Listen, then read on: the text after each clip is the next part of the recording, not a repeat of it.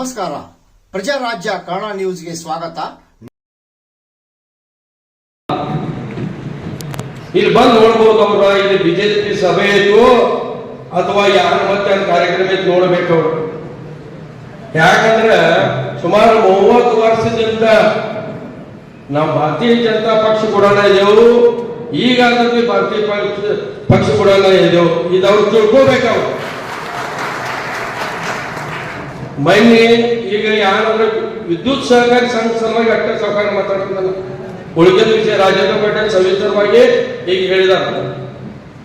ನಾವು ಬಹಳ ಅಂದ್ರೆ ನಮ್ಮ ಜಿಲ್ಲಾ ಉಸ್ತುವಾರಿ ಸಚಿವರ ಸನ್ಮಾನ್ಯ ಸತೀಶಣ್ಣ ಜಾರಕಿಹೊಳಿ, ಭಾಲ್ಚಂದ್ರಣ್ಣ ಜಾರಕಿಹೊಳಿ ಮತ್ತು ಅಣ್ಣಾಸಾಹೇಬ್ ಜೊಲ್ಲೆ ಅವರ ನೇತೃತ್ವದಾಗ ಗ್ರಾಮೀಣ ವಿದ್ಯುತ್ ಸಹಕಾರಿ ಸಂಘದಿಂದ ಸುಮಾರು 2 ತಿಂಗಳ ಹಿಂದೆ ನಾವು ಎಲ್ಲರೂ 11 ಜನ ಹೊರಗೆ ಬಿದ್ದೆವು.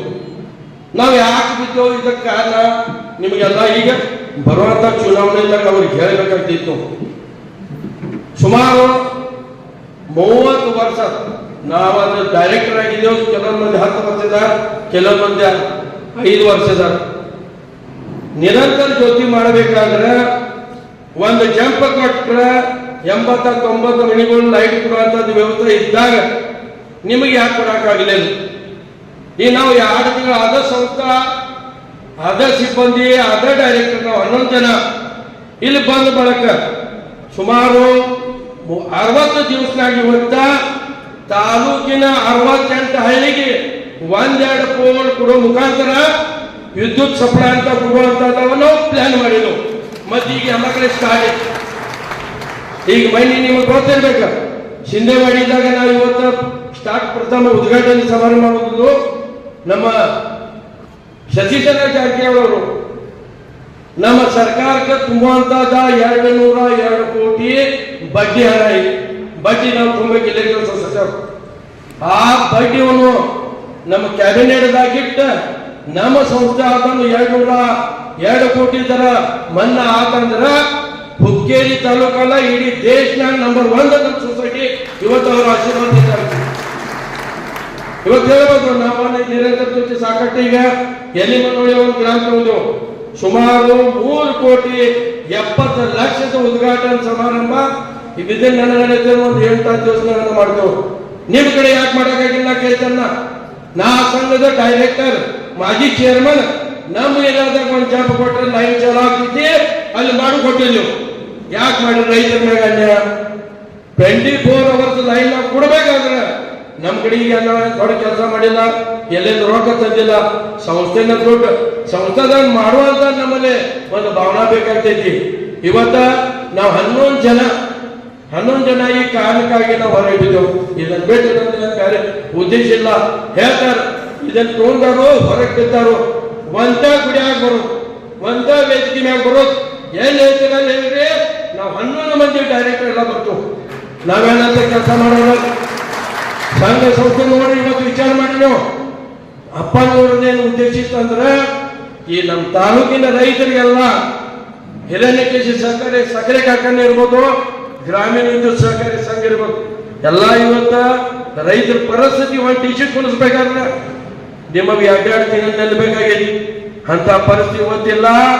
ಸೇಮ್ ದಿವಸ್ ಸೇಮ್ ಡೇ ನಾವು ಇವತ್ತು ಟಿ ಶರ್ಟ್ ಕುಣಿಸಿದ್ದೆವು. ಯಾರು ರೈತರ ಸಿಕ್ಕಿಲ್ಲ ಅಂದ್ರೆ ಒಬ್ಬರ ರೈತ ಹೇಳ್ಬೇಕು. ನಾವು 60 ದಿವಸದಾಗ ಸುಮಾರು 58 ಟಿ ಸಿ. ಸುಮಾರು ಒಂದು ಟಿ ಸಿ ಮಾಡಬೇಕಾದ್ರೆ ನಮ್ಮ 7.8 ಲಕ್ಷ ರೂಪಾಯಿ ಖರ್ಚು ಬಂದಿತ್ತು. 58 ಟಿ ಸಿ 2 ತಿಂಗಳದಾಗ ಮಂಜೂರು ಮಾಡಿ ಮತ್ತೆ ಕಾಮಗಾರಿ ಚಾಲು ಇತ್ತು. ಯಾಕೆ ಮಾಡಬಾರ್ದಾಗಿತ್ತು? ನೀವು ಮೊನ್ನೆ 124 ಮಂದಿಗೆ ನಾವು ಪರ್ಮನೆಂಟ್ ಮಾಡಿದ್ವು. 2016ರಿಂದ ಅವ್ರು ಪರ್ಮನೆಂಟ್ ಮಾಡಕ್ಕಿಲ್ಲ. ನಾವು ಬಂದ್ ಬಳಕ ಪರ್ಮನೆಂಟ್ ಅವ್ರು ಎಲ್ಲಾರು ಮಾಡಿಬಿಟ್ಟಿದ್ವು. ಮತ್ತು ಅವ್ರು ಯಾರು ಡಿ ಎ ಕೊಡೋದೇ ಡಿ ಎ ಕೊಡುವಂತ ವ್ಯವಸ್ಥೆ ಮಾಡಿದೆವು. ಆದ್ರೆ ಇವತ್ತು ಏನಿದೆ, ಕಾರ್ಮಿಕ ಬಂಧುಗಳಲ್ಲಿ ಏನಿದಾರಲ್ಲ ನಮ್ಮ 403 ಮಂದಿ ಇದ್ರೆ ಅವ್ರ ವ್ಯವಸ್ಥೆ ಸಮಾಧಾನ ಇದ್ರೆ ನಾವು ಸಮಾಧಾನ ಇದ್ದಾಗೈತಿ. ಸಂಸ್ಥೆ ನಡೆಸೋದು ಅಂದ್ರೆ ಅಣ್ಣಾಸಾಹೇಬ್ ಜೊಲ್ಲೆ ಅವ್ರು ನಡೆಸಬೇಕು, ಭಾಲ್ಚಂದ್ರ ಸಾವ್ಕಾರ್ ನಡೆಸಬೇಕು, ಸತೀಶಣ್ಣ ಜಾರಕಿಹೊಳಿ ರೈತರು ವಿಶ್ವಾಸ ಕೊಟ್ಟು ಇವತ್ತ ಫ್ಯಾಕ್ಟರಿಯಾಗ ಏನು ಹೋಗಂಗಿಲ್ಲ, ಯಾರ್ಯಾರು ಕೊಡೋದಾರ ಯಾರು ಮಾಡ್ತಾರೆ ಸಲುವಾಗಿ ನಂದೆಲ್ಲ ವಿಷಯ ಇಲ್ಲ. ನಿಮಗೆಲ್ಲ ಗೊತ್ತಿದ್ದ ಒಂದು ವಿಷಯ ಇದಾವ.